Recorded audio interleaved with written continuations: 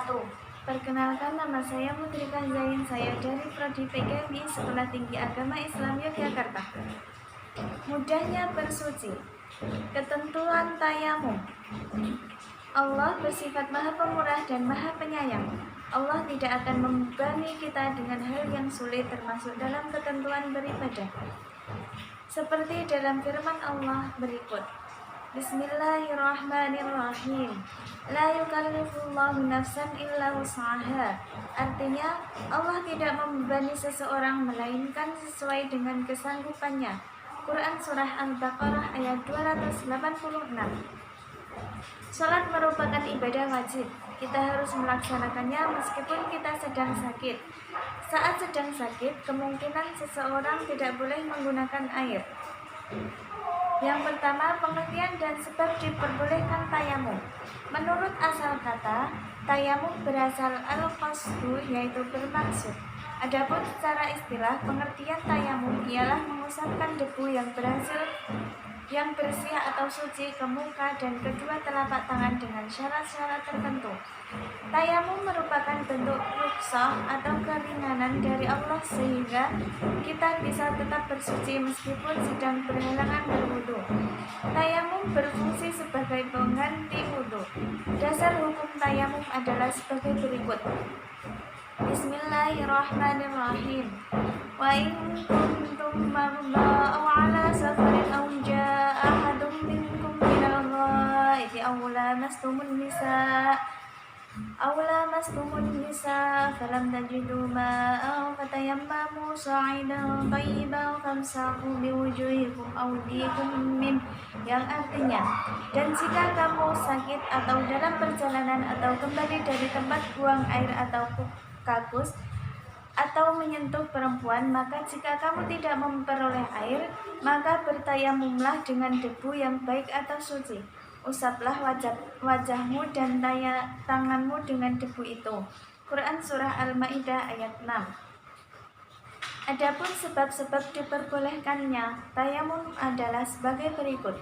Yang pertama, tidak ada air. Yang kedua, sakit. Yang ketiga, dalam perjalanan. Yang selanjutnya, suhu atau cuaca yang sangat dingin.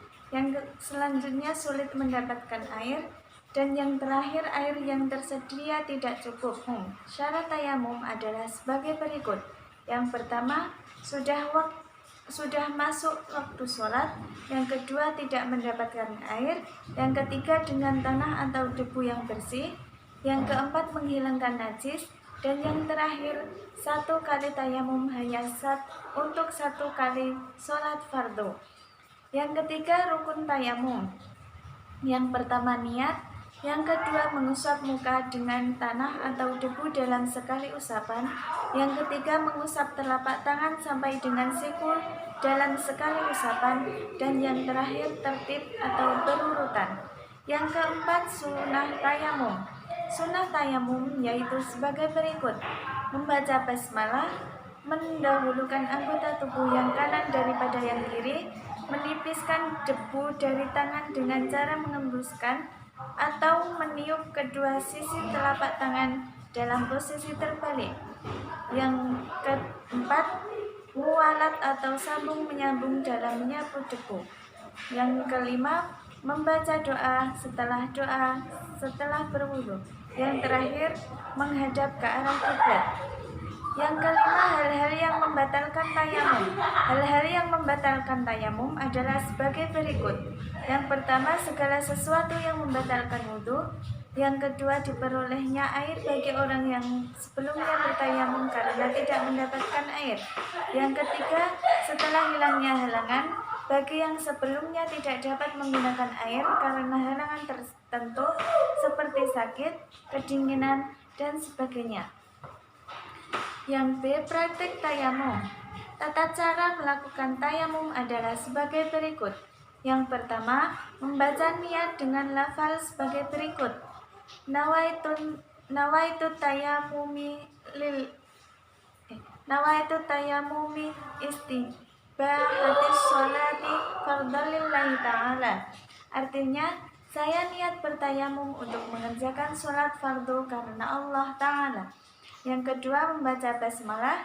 Yang ketiga, menepukkan kedua telapak tangan di atas tanah, pasir, batu, bantal, dinding, atau apa saja yang diperkenakan berdebu tetapi harus bersih, tidak berupa zat najis atau tercemar zat najis.